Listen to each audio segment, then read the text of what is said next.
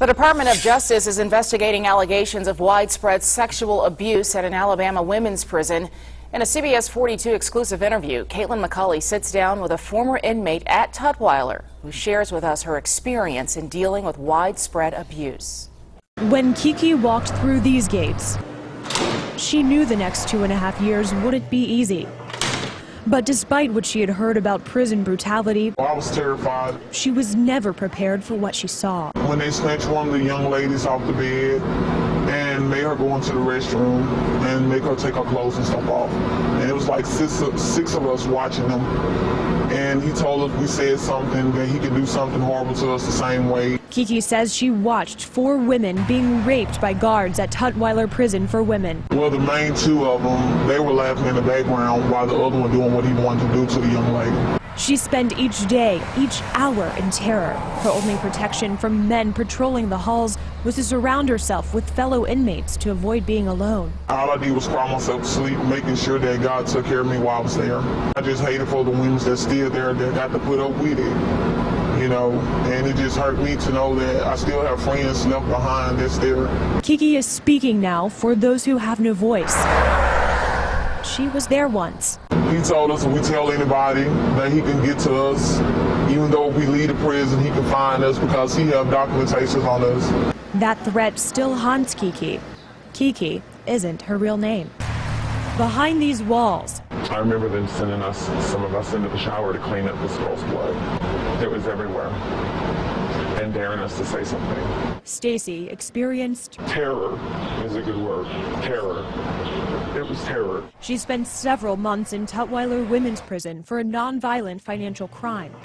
She didn't expect to be treated well, and she knew what she did was wrong.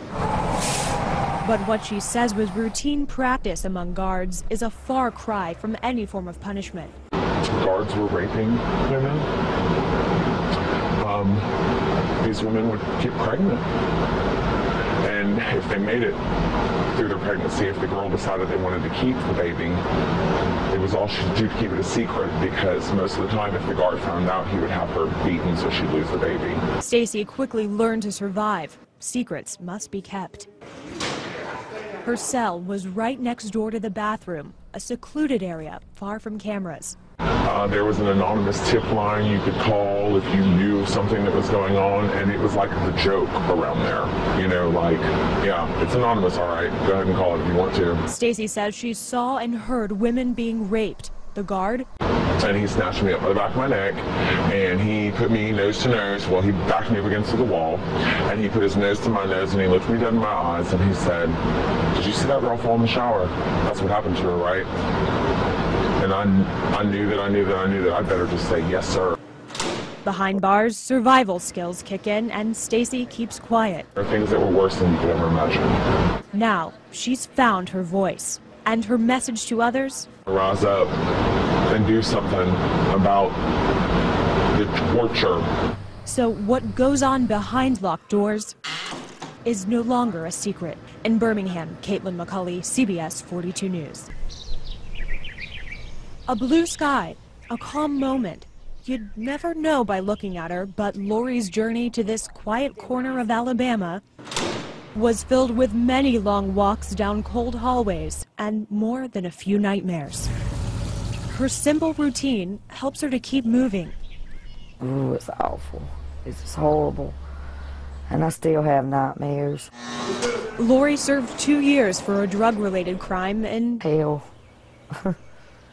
That's the closest hell I think anybody could ever get. She didn't expect to be treated well in prison, but she never imagined her humanity could be stripped away. This officer came in there and he said, "What are you doing in the shower?" I said, "You know, I work at the outside job, you know, and we're allowed to take a shower." And he started touching me. And I said, "Please don't do that," you know, and he just continued to touch me, you know, inappropriately. Lori says she didn't keep these incidents to herself and wrote letters to Alabama lawmakers, but no one would listen. Behind locked doors and steel walls, the guards would want women to get other women and to go in the bathroom and do sexual acts so they could watch, and use like shampoo bottles and just different kinds of objects. And I've seen, oh, it's awful. Lori says she witnessed guards forcing prisoners to rape each other countless times, and that prison staff forced them to take psychiatric medication that was never prescribed. She said, "You're going to take this. This is prescribed to you." I said, "No, ma'am, it ain't." And they mess so many women up in there, giving them all kind of psych meds. They walking around, they don't even know their names. For Lori, Tutwiler is a nightmare she would like to forget. Just because you commit a crime, that doesn't mean that you're not human. But she's speaking about what she saw, begging for justice for herself and for the women still behind the bars. Kaitlin McCulley, CBS 42 News.